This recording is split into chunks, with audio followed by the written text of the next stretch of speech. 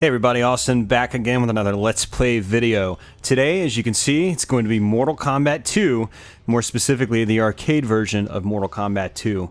Now this is actually being played via the Midway Arcade Treasures Volume 2 for the original Xbox. This was the best version of the Midway Arcade Treasures. It had the best looking versions and best playing versions of the Mortal Kombat series versus the PlayStation 2 version. I can't vouch for the GameCube one, unfortunately. But this is a great version of Mortal Kombat 2. This is one of the cheapest ways you can play the arcade version of Mortal Kombat 2, aside from downloading it for free via MAME or something like that, but I'm not going to get into that. As far as console games are concerned, this is the best place to play this game. This arcade compilation will cost you like $6 or $7 for the original Xbox, and it's got tons of amazing games on it, including Mortal Kombat 2 and 3, and Primal Rage for good measure. So yeah, Mortal Kombat 2 was a game I played a lot back in the day, starting off on Super Nintendo primarily, and I was able to play it a lot on my friend's Genesis and whatnot, and I also got to play it in the arcades a little bit as well when it was still relatively new. So we've already jumped into the game. Because this is the arcade version, there aren't really any options in the game itself. There are some configurable options you can change outside in the Midway Arcade Treasures settings, but aside from that, once you're in the actual game, you are in the actual game. So Mortal Kombat doesn't really need any introduction, and I'm going to be playing as some of the characters that I'm familiar with. Actually, to be honest with you, this is the only fighting game ever where I'm familiar with every single character in the game. But I'm going to be playing with my main characters, Sub-Zero, Scorpion. Maybe I'll branch out into like Reptile or Katana or something like that. Just so you guys know, this is not going to be like ultra high level play or anything like that. This is just going to be me playing Mortal Kombat 2, trying to sort of screw around a little bit, and just try to do some of the things I used to know how to do, like that, where you can just keep doing Sub-Zero's deep freeze. And on that specific acid pit level, by holding down low attack functions, both low punch and low kick, and then uppercutting them while still holding those, you can actually launch them into the acid. And that's something I used to like to do back in the day. But yeah, I'm just going to be sort of just playing it as I would have as a kid. Mortal Kombat 2 is one of my most played fighting games of all time. And, you know, Mortal Kombat was a huge deal for us, you know, young kids, early teenagers back in the day. It was just a lot of fun. Some people didn't like the games. Some people did. We loved them as kids. Parts 1, 2, and 3. Ultimate MK3. Amazing games to us. And Mortal Kombat, the first 3 Mortal Kombat games are games I still like to go back to and play nowadays once every now and then. And that's pretty pathetic. I've already gotten a game over. But Mortal Kombat is... Parts 2 and 3 especially are slightly fast-paced games. They're a little bit harder to talk and play at the same time. Let's do this again and not screw up quite as badly. Oops.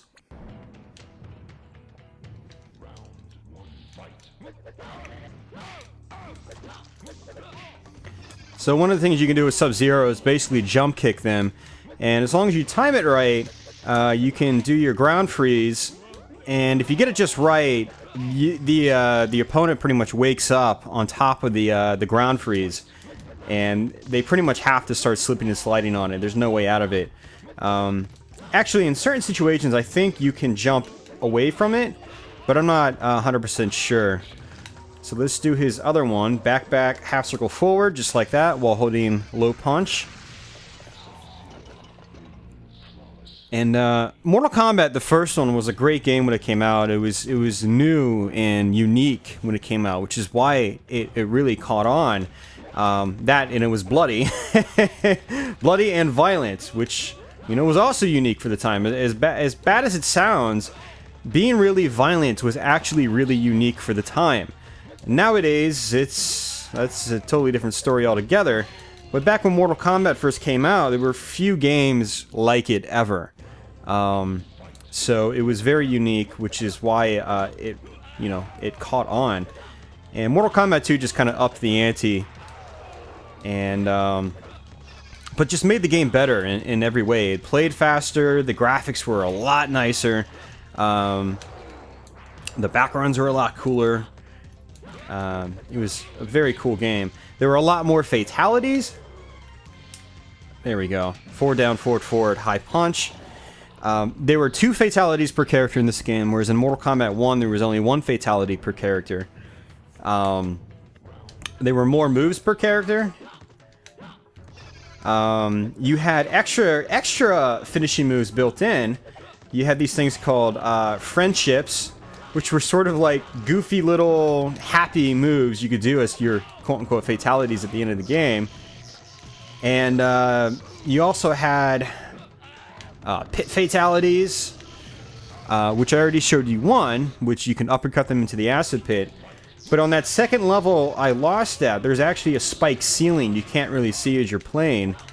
And you can uppercut your opponents into that by using their pit fatality move.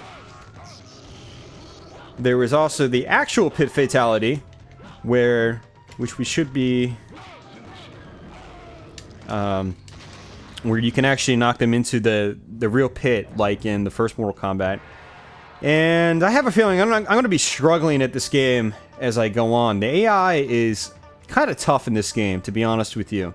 If I want to get really cheap, I can use Baraka, but I'm going to try Scorpion. Although Scorpion's probably not the best bet for Raiden, but we'll see. One of the cool things about Mortal Kombat 2 were these combos you can do that I don't think were probably intended to be able to happen by the original developers, but there's some really cool manual combinations you can do in the game. And Scorpion is one of the characters it's more fun to try to do it with. Oops, why did I do that? Why did I do that? Okay, well at least that worked. Oh man, I missed. One thing you can do in this game, and this goes for pretty much any Mortal Kombat game, is sort of bait your opponents into jumping.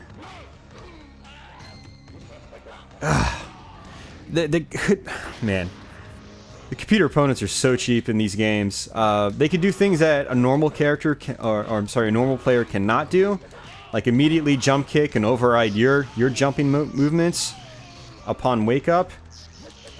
And they can grab you and throw you out of uppercuts like that. It gets really ridiculous playing against the CPU, and it can be very frustrating. Whoa, that wasn't supposed to happen. Oh man, that was awful. Man, doing terrible. But anyway, what I was going to say is what you can do is you can bait your opponents into jumping towards you. And if they do that, you can just stand there and do a high kick. And essentially what happens is you just knock them out of whatever they do. Even if they try to jump kick you, your high kick takes priority. Like that, except he jump kicked me out of it, which I don't think a normal player would have been able to do. So I need to play a little bit slower. There's bait him in. The roundhouse high kick, which is just back and high kick, really useful. Oh, come on. There we go. See, just a standard high kick as they're jumping in. It's great anti-air.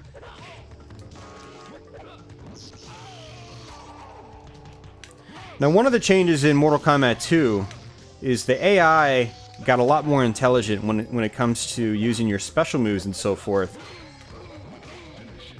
And I could be wrong, but I think the AI was made really cheap in this game because it was a lot easier to progress through the first Mortal Kombat and just beat the game. So I think making the single player harder in this game was probably a way for arcade operators to make more money on the single player game. Obviously, most people are going to be playing it together, you know. One of the big draws of fighting games back in the day was playing real people. Jeez, I am getting my ass handed to me. God damn, man. We might not even see the end of the game, guys, to be honest with you. Especially if I'm playing like Reptile, where he doesn't have any stun attacks or anything like that. Well, he does. He's got the force ball or whatever he calls it. I totally forgot what it was called.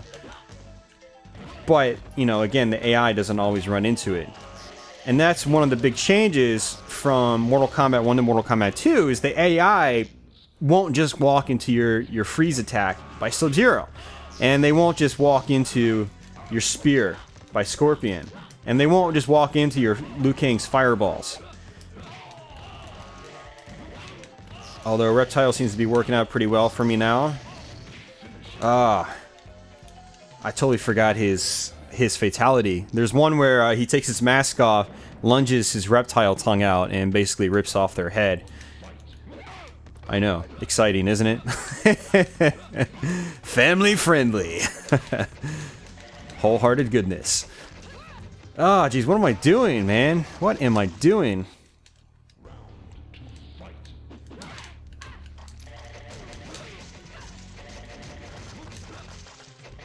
Yeah, that's not going to work.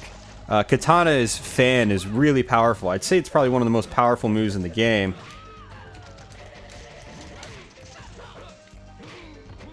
And which is why I should... Oh, what am I doing? What am I doing? And this is why a lot of people don't like playing Mortal Kombat 2 in single-player mode, because it's just stupid. It's really, really challenging. And not really challenging in, like, again, the CPU can do things that you can't as a human player. They can throw you out of uppercuts. They can do pretty much instant projectiles on wake up, which you can't really do solo, or as a human, sorry. And it is just, it gets really dumb. They can just sweep you, just like that.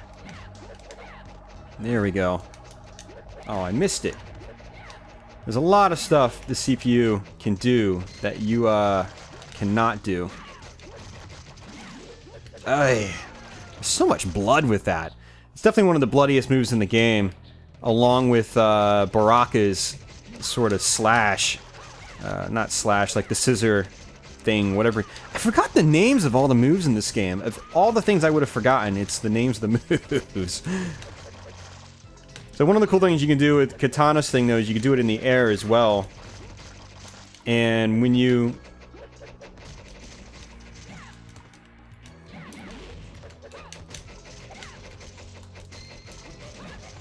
Oh, wow, I'm surprised I got 2 in a row, let alone 1. A lot of times what happens is you'll try to sweep and they'll just jump away like that. See? They do it like clockwork, and that's the thing about the AI in this game.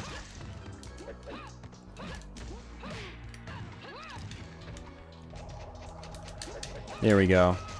Mortal Kombat 2 has some cool little combos like that.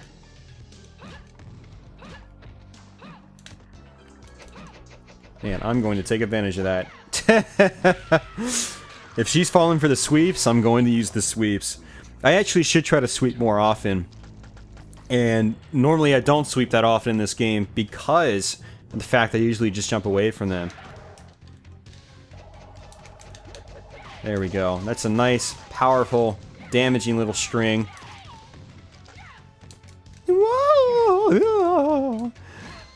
Always love the over-the-top sound effects in this game. Everything about Mortal Kombat 2, well, mostly Mortal Kombat 3, but Mortal Kombat 2 in particular was just a lot of things were just over the top. And what I liked about Mortal Kombat 2 is it did it in a very kind of like hard-hitting way, whereas Mortal Kombat 3 was just like too over the top.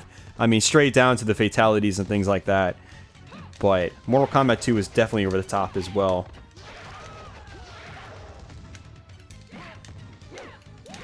Oh, come on. Shoot. There's block damage in this game, so if I block and I get hit by something, it does basically what's called chip damage. Or block damage. Thank you. Fall for it.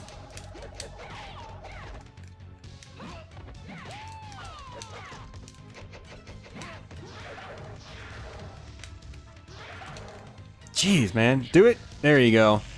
So that's the spike pit fatality. Now, to actually knock your opponent into that, you can't just uppercut them. You have to actually know their pit fatality, which for like Sub-Zero, it's down, forward, forward, block. And so Katana was treating me pretty well, but let me switch it up and do some Baraka. The only problem with some of these characters I'm playing is I don't remember the fatalities, so even if I win, I can't show you the fatalities. So, but I do know their moves at least, and one way to try to get through the game easier is by using a character like Baraka. I mean, this attack, it's just back, back, back, low, low punch. And if you just unleash it at the right time, the CPU just walks right into it.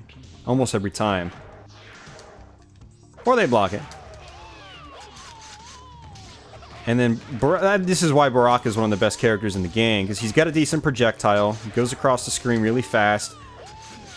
Is it... No. I think Katana's is just like back, high punch, and she like slices the opponent's head off. Something like that. So, look, they just like, half the time just like walk right into it. Of course, with a character like Sub-Zero, if he blocks it, that's definitely problematic. Yeah, that's not good. But that is. Ooh, I got lucky there. He woke up right into that. Normally they just block the hell out of that. Wow, did it again.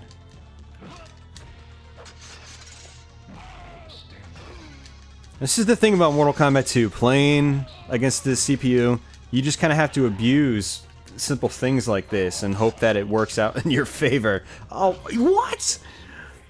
He was able to low kick me out of my attack, which doesn't make any sense. Again, it's another example of the computer opponent being able to do what you as a normal player cannot. They have severe, heavy frame advantages. I totally forgot. I've got my phone right next to me. What I should be doing is looking up like fatalities and whatnot while I play. Melina is actually a really cool character in this game. I mean, I actually like all the characters in this game. I can't say that about a lot of fighting games. Maybe it's just because every character is really simple.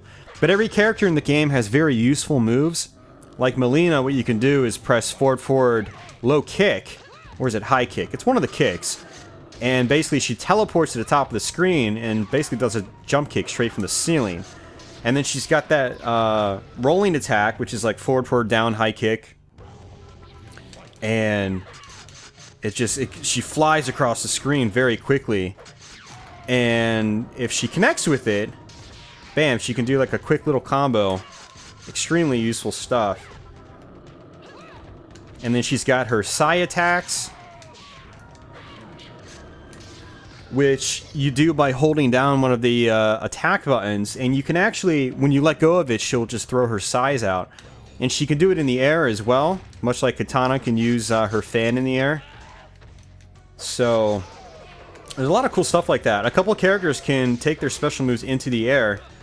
You know, for instance, Raiden can actually do it with his Superman attack. Liu Kang can do it with his fireballs. Who else? There's obviously Melina can do it with her size. Katana can do it with her fans. Scorpion can actually throw in the air, which isn't quite the same thing, but you know, you get the general idea. So there's actually a few characters in the game that can take their special moves to the air, which is really cool, and that was something you didn't really have in the first Mortal Kombat. So Mortal Kombat 2, you know, as simple as it is, by today's standards, really improved on the formula set by the first Mortal Kombat. I'm just gonna chip this guy to death. Oh, asshole, he's gonna chip me to death! Sometimes I think these games can hear you talking. They'll just be super predictable, and then you'll start saying something, and they'll be like, you know, I'm just gonna stay in place and just throw fireballs at you all day. So, I'll demonstrate Melina and show you what I'm talking about with her. We're getting closer to the end of the game, and you know, and I'll go ahead and just keep trying to play as long as I can to get towards the end. I'm sure this is entertaining to somebody. Maybe not everybody, but somebody, hopefully. So what's interesting about a character like Melina is, to do her Psy attack, you have to hold the high punch, but you can still do other attacks while you're holding down the high punch. So I've got the high punch held down the whole time while I'm doing these other special moves. And it's a little bit harder to do it on a game controller, but in the arcade, you know, the button layout in the arcade was made for things like that. So the game has a little bit of depth in that regard. I know Raiden's got a couple moves like that where you have to hold down a button, and I think Jax has a attack where you have to hold the button down as well. So I'm not going to pick Melina again. She's hard to play as, and you know, what the hell. We'll do Liu Kang since he's a projectile, kind of a distance character, kind of cheap. Of course, Johnny Cage is just kicking my ass. What I should do is maybe play a Sub-Zero. Why am I doing that? Just, Stupid CPU opponents. Jeez, man.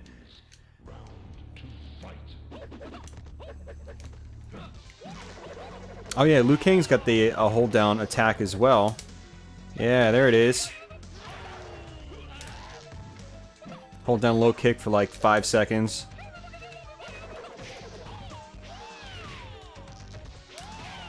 Got it. Should probably use that more often, but if they block it, you can get punished pretty easily.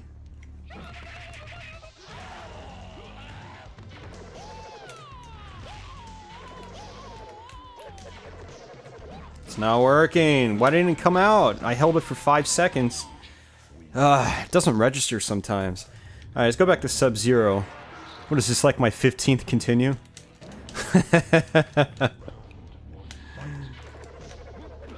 How many continues does it take to beat Mortal Kombat 2? If it was the Super Nintendo or something like that, it would probably take less continues, because the AI was bad, but not quite as bad as the arcade version.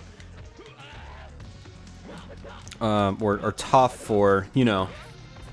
And certain characters are easier to fight against with certain characters as well. Like, you know, Sub-Zero's got his freeze moves, which is a huge advantage. And, for instance, what I... go away. Go away. No.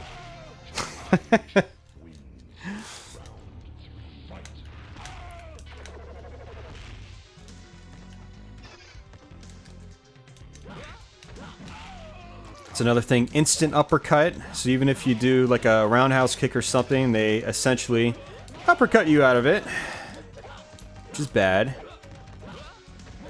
There we go. That feels good. If you look at the picture, I think it's just like Mortal Kombat 3 where there's like multiple arms and limbs. So a body that has 2 arms ends up with like 4. They just, you know, again, they just made it way over the top.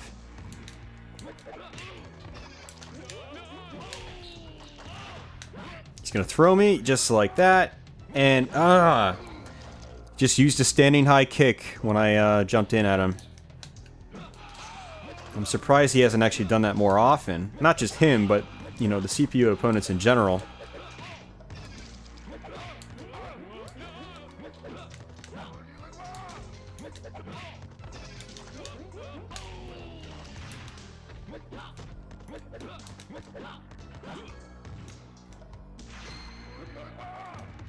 Oh, what? That was it? He went into a fatality, but... oh, does he have to... I know with Kung Lao, when he does his hat attack, you can actually control it up or down. And in this game, you might have to actually control it up to finish the fatality. And I'm going to go back to Baraka since he's kind of cheap. And we're getting actually really close to the end of the game, so I want to go ahead and get there if I can. See if I can just cheese the AI. There we go, just like that.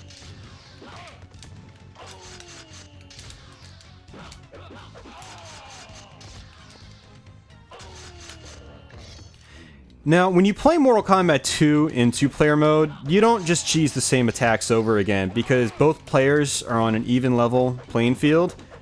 You know, no one can do standing uppercuts or throw you out of other moves and stuff like that. So there's a lot more strategy involved. So playing against the CPU in Mortal Kombat... God, I totally forgot his pit fatality. Pit fatality. Yeah, can't talk right now.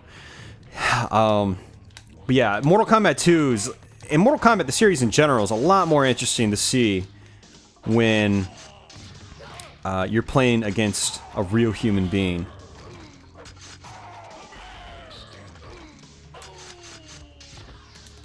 Oh, got him. Faked him out. I was going to use my special move again, but I ended up deciding to sweep instead, and for some odd reason it worked. I mean, this move has a massive hitbox as well. As you saw, it looked like Scorpion was just not even touching it, but he still got hit by it. And that's why that move is so good.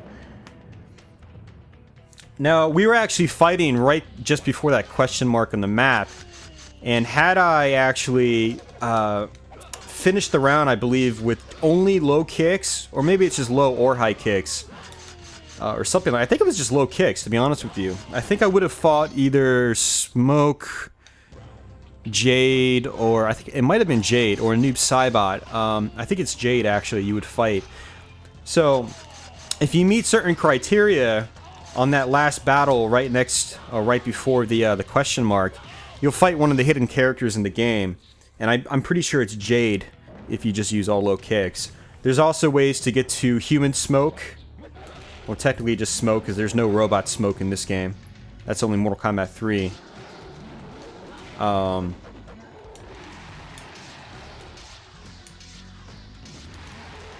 probably gonna have to switch off to like Scorpion or Sub-Zero. Kintaro is just a pain in the ass. Walk into it. Nope. See, he just throws me right. What?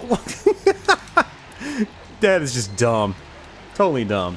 Hey, let me just, just reach right into these big blades, and, I could throw him out of that. I think I could throw him out of that, yeah. Blades to the face, no big deal. So, I want to go back to Sub-Zero and see if we can finish this damn game off. There we go.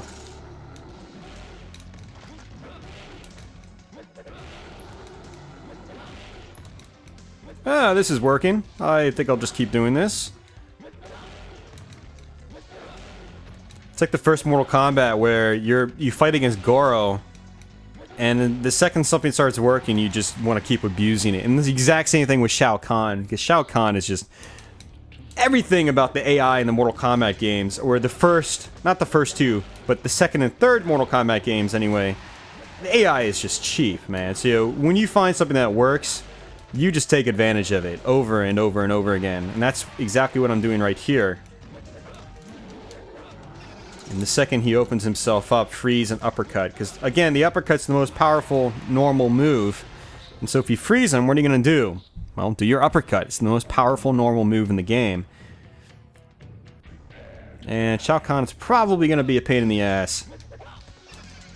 And actually, funny piece of information for you guys that don't really follow pinball or anything like that.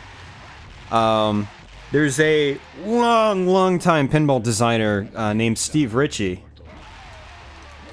And he designed some awesome pinball games, pinball machines, including Firepower, which is an early 80s pinball machine. He's most famous for High Speed, as well as the Getaway High Speed 2.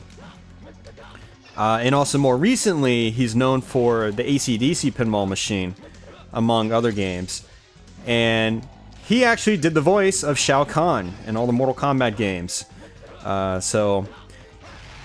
Midway, who actually made this, I believe was owned by Williams at the time.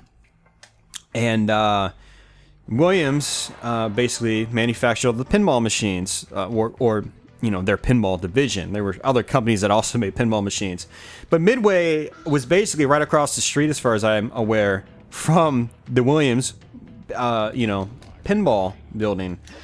And so a lot of those guys, technically, they kind of worked for this same overarching company. And a lot of them would collaborate with stuff. For instance, Ed Boon, one of the co-designers of Mortal Kombat, he actually did the voice for Rudy in Funhouse, the pinball machine Funhouse, which was a Pat Lawler pinball machine. There was a lot of crossover with those guys in the pinball and arcade video game industries at the time. So really interesting stuff. And I started to find out about that as I got more into pinball and things like that. And so yeah, Steve Ritchie does the voice of Shao Kahn. So funny stuff. And so see if I can just keep cheesing him, which works better in Mortal Kombat 3. Jeez, he does a ton of damage. Thank you. Come on, man. We're at like 25 continues now, I think. Let's see if Baraka works again.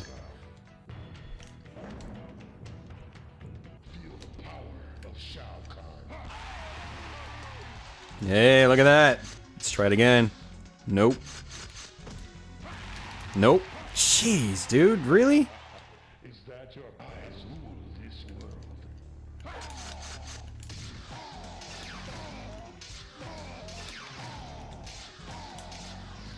Well, he can't duck, which is, that makes life easier. Let's see if I can keep doing that. Prepare to die.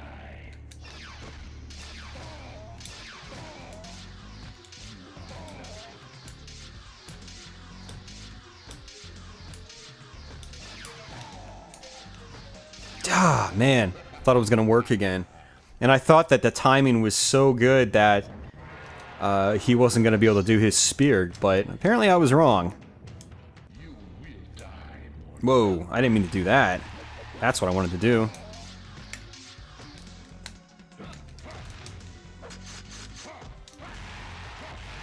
It seems like when you press a button in general, it doesn't matter unless it's block. Feel the wrath of Shao Kahn. Yeah, if I just sit here and block, this... Well, it's not working now. It was like he was doing moves the second I was pushing the button, and he was literally doing it on command of me pressing the button. So... we'll go with Shao Tsung. Shang Tsung, as Steve Ritchie says it. Now, Shang Tsung can obviously, you know, he's a staple in the Mortal Kombat series. Kind of broken in Mortal Kombat 2. Like, this move right here, his fireballs are extremely powerful in this game. Which is why I wanted to pick him. And, he can also change into any other character in the game, except for the bosses. Which is kind of ironic, because I thought he could turn into Goro in the first Mortal Kombat. So, I don't know what's up with that. Oh, shoot, I didn't mean to do that. Hi, Liu Kang, where'd you come from? It's a total accident. Well, that didn't work out too well. Let's try it again. It worked for the first round, but... You know, the AI, in some cases, can be a little unpredictable. There we go.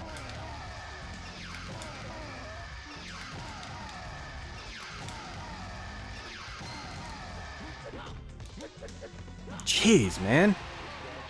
Does not work. Work. How do I turn into Sub-Zero again? I forgot. Oh, let's go to Scorpion instead. Or not. Yeah! Oh, I can't teleport off the left-hand side? I thought that works in Mortal Kombat 3. We're up to like 30 continues now, probably. Alright, who else can I just be cheap with? Let's try Melina. Molina. Well, I'll just keep doing this all day. Does this work? If this works, I'm just gonna keep doing this, guys, so we can end this Let's Play. Oh no, it failed.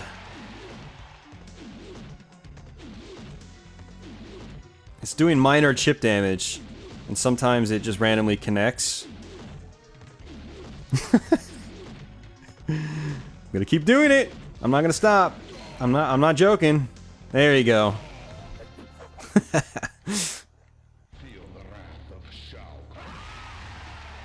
Feel the wrath of my teleport kick. Did he just refer to himself in third person?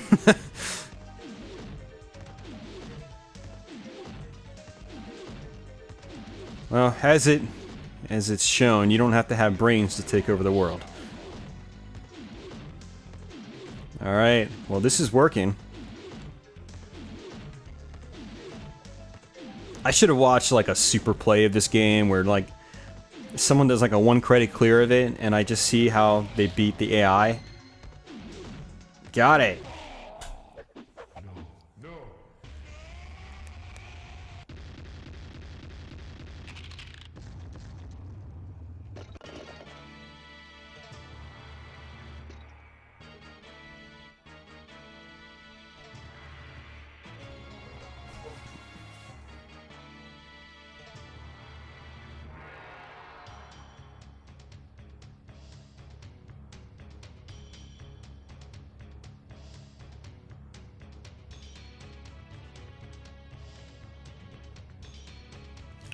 And for those of you that have not beaten this game, Molina is actually one of Baraka's kind, apparently. And, you know, one of the things I always liked about at least the first two Mortal Kombats is the stories actually were decent. It was one of the first, then, well, one of the only fighting games that actually had half-decent stories. I mean, the first Mortal Kombat essentially translated to a movie, and it translated decently for the time. The story was simple, but it, you know, was to the point, and it worked. And that was one of the cool things about the Mortal Kombat games, or at least the first two. I don't know about Part 3. Part 3 started to get it a little over the top, and then after that, it was just, yeah. So, but there you have it, guys. Mortal Kombat 2. And, so... I pretty much failed horribly trying to finish this game. And, oh yeah, that's right. Yeah, there's Steve Ritchie at the very top. And some of the music here, who else? Who did the music? Roger Sharp. Yeah, there's Roger Sharp. He's one of the pinball guys. There's a lot of, you know, names in these credits that worked on pinball machines or are more well known in the pinball industry. But since they're all technically a part of the same company, hey, look, Revolution X, an ad for Revolution X. That was one of Midway's light gun games, popular light gun game, along with like T2, the arcade game, and whatnot. But yeah, a lot of those pinball guys also worked on some of these video games, which was really interesting, and vice versa. A lot of the video game guys worked on pinball machines, like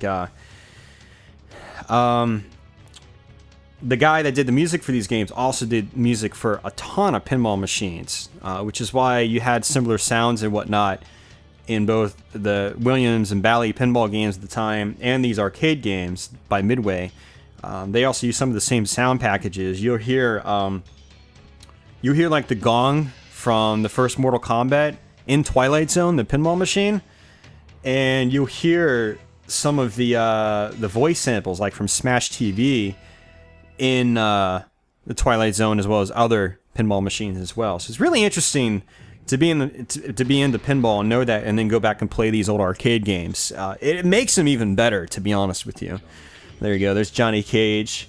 Johnny Cage gets killed in the first 5 minutes of the second Mortal Kombat movie, and that's why that movie sucked. Actually, that was one of the many reasons why that movie sucked. That movie was horrible. Hope I didn't offend anybody by saying that, but the second Mortal Kombat movie, terrible. I mean, I can't say the first one is all that great by modern day standards, but for a video game movie, it's probably one of the best. The second Mortal Kombat movie, on the other hand, is one of the worst video game movies. But alright guys, no more tangents. I'm going to go ahead and end this Let's Play here. Thanks for watching. I hope you guys enjoyed this failed attempt at playing Mortal Kombat 2. I'll probably eventually do Mortal Kombat 3. Possibly sooner than later. I mean, hell, for all I know, it could be the next video. Mortal Kombat 3 is a lot easier from an AI perspective. You can just cheese your fireballs over and over again, like you could in the first Mortal Kombat, which was great. Yeah, playing Mortal Kombat 2, I love Mortal Kombat 2. I think it's the best Mortal Kombat game from a human-to-human perspective, but I think it's the worst from a single-player play against the computer AI perspective. I'd rather play the first Mortal Kombat or Mortal Kombat 3 if I'm playing against the CPU, because they aren't as predictable. MK3, they still get pretty predictable and do some things that are cheap, like standing uppercuts and throwing you out of moves that they shouldn't be able to throw you out of, or can't throw you out of if you're playing against a human. It's just not possible. But it's not as bad as this in that case. But so anyway, guys, yeah, like I said, I'm going to wrap this up here. Thanks for watching. If you're new to my channel, feel free to subscribe if you like what you saw here. Normally, I don't play nearly as badly in these games. A lot of my Let's Plays, actually, I do without continuing, and that's what I like to do, but as you saw here, the AI in this game just sucks. So, but definitely subscribe. I've got lots of other Let's Plays. You can even head over to my main channel page and check out my playlists with loads of Let's Plays, long plays, and even some reviews and podcasts and stuff like that. So check it out. If you like it, be sure to subscribe. I've got a lot more Let's Plays on the way. But for everybody else, I'll see you guys soon.